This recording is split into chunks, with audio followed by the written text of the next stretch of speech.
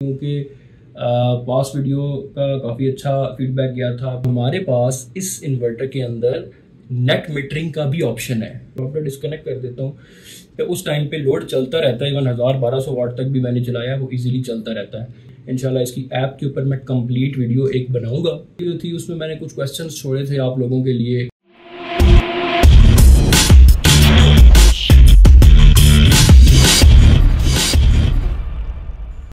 अस्सलामुअलैकुम everyone, this is Aamir Shadad and welcome back to my YouTube channel. So friends, आज मैं इस इन्वेरिक्स वेरॉन 4 किलोवाट प्रीमियम वाले inverter के ऊपर एक मैं नई वीडियो लेकर आया हूं। जो पास में मेरी वीडियो मैंने अपलोड की थी, आप सब लोगों ने बहुत उसको लाइक किया, उसके लिए थैंक यू सो मच। और बहुत सारे लोगों के क्वेश्चंस भी आ रहे थे और मैंने उनको जितना हो सका मैंने आंसर भी किया, बट स्टिल मैंने सोचा कि एक वीडियो बनानी चाहिए इसके ऊपर मजीद, जिस वजह से मैं ये वीडियो बना रहा हूँ। इस वीडियो में मैं आपको बताऊंगा कि क्या मेरी तरफ से ये इन्वर्टर रिकमेंडेड है या नहीं है, क्योंकि मुझे 1 मंथ ऑलमोस्ट होने वाला है इसको यूज करते हुए, और मैंने क्या सोच कर ये इन्वर्टर लिया था। बहुत सारे क्वेश्चन थे आप लोगों के, तो उसके लिए मैं आप लोगों को बताऊंगा कि ये रिकमेंडेड मेरी तरफ से है या नहीं, बट वो मैं वीडियो के आखिर में बताऊंगा। क्योंकि उससे पहले मैं आपके साथ इसके 11 की फीचर्स की बात करूंगा। तो सबसे पहले आप कोई भी इन्वर्टर लेने के लिए, सोलर इन्वर्टर लेने के लिए मार्केट में जब जाते हैं तो आपको सबसे पहले ब्रांड का एक होता है कि कौन से ब्रांड का लिया जाए। तो इस इन्वर्टर को चूज करने का मकसद मेरा सबसे पहला यही था कि ये इन्वेरिक्स ब्रांड का है।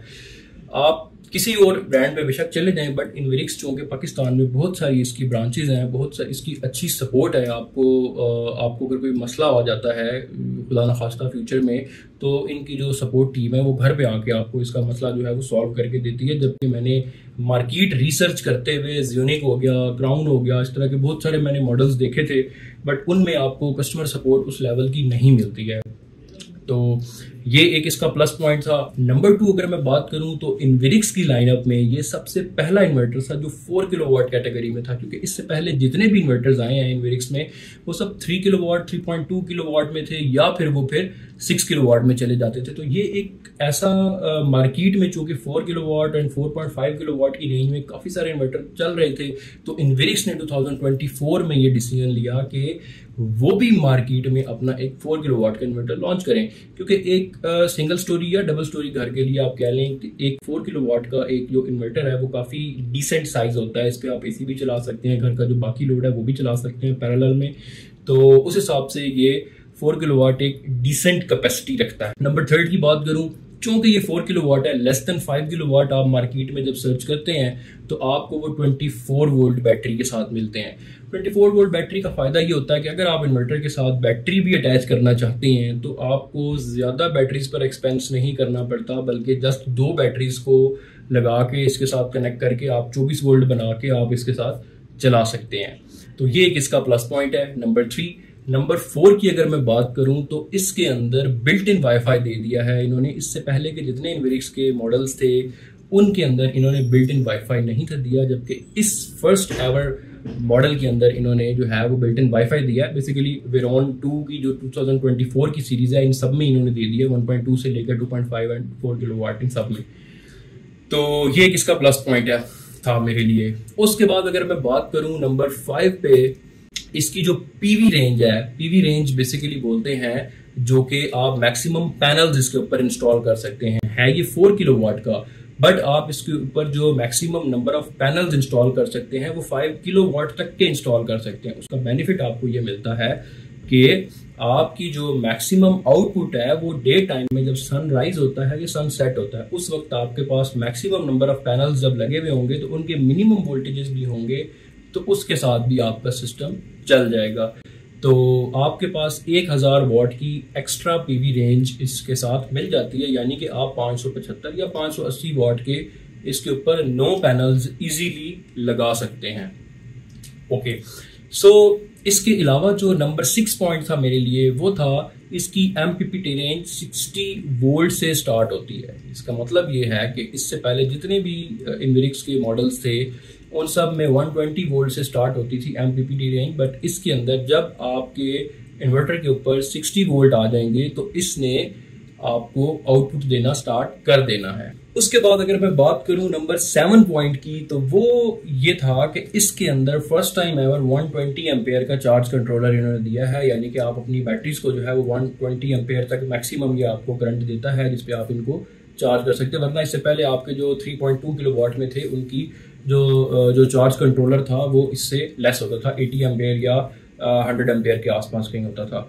उसके बाद नंबर 8 पॉइंट पर जो इसमें एक अच्छी चीज इन्होंने दी है वो है 27 एम्पेयर इसके अंदर एमपीपीटी करंट की रेंज है, यानी कि एक आपका जो पैनल होता है वो 13 एम्पेयर के अराउंड आपको आउटपुट देता है। तो आप अगर सीरीज में सारे पैनल्स लगाते हैं तो आपके पास 13 एम्पेयर करंट आता है, तो आप इसमें 5 प्लेट्स की 2 स्ट्रिंग बनाकर भी कनेक्ट कर सकते हैं, या 4 प्लेट्स की 2 स्ट्रिंग्स बनाकर भी कनेक्ट कर सकते हैं। तो आपके जो एमपीपीटी के जो करंट रेंज है वो फिर भी एक्सीड नहीं करता, तो this is a plus point. इसके अलावा नंबर 9 के ऊपर जो इसमें एक अच्छी चीज इन्होंने दी है वो है BMS की बिल्ट इन जो है वो बैटरी मैनेजमेंट सिस्टम इन्होंने दिया है कि अगर आप इसके साथ बैटरीज कनेक्ट करते हैं तो बैटरीज के जो हैं वो चार्जिंग साइकिल्स होते हैं, तो जितना एफिशिएंटली आपका सिस्टम बैटरी को चार्ज करता है और जितना एफिशिएंटली उसको डिस्चार्ज करता है उतनी उसकी लाइफ जो है वो एक्सटेंड हो जाती है। तो इसके अंदर बिल्ट इन्होंने ये फीचर दिया है जो कि बैटरी की चार्जिंग डिस्चार्जिंग को मैनेज करता है।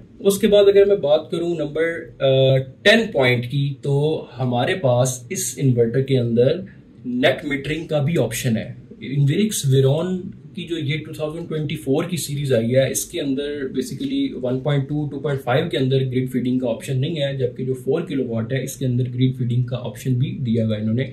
अब ग्रिड फीडिंग आप अगर तो आपके घर में इतना लोड चलता है डे में तो आपको नेट मीटरिंग करवाने की जरूरत नहीं है, बट अगर आप समझते हैं कि आपके घर में डे टाइम में लोड 500-600 वाट 400 वाट रहता है तो आप फिर नेट मीटरिंग करवा के तो इसमें से जो मैक्सिमम पैनल्स जिस पर जो लग सकते हैं 9 पैनल्स आप वो लगाएं, तो आप अराउंड अपनी कंजम्पशन निकाल के 22 से 24 जो यूनिट्स हैं डेली के वो आप एक्सपोर्ट कर सकते हैं, आप उसकी नेट मीटरिंग करवा के, और वो फिर उसके बदले में आपको जो उसका जो भी रिटर्न मिलता है वापस से वो आप रात में यूज़ कर सकते हैं।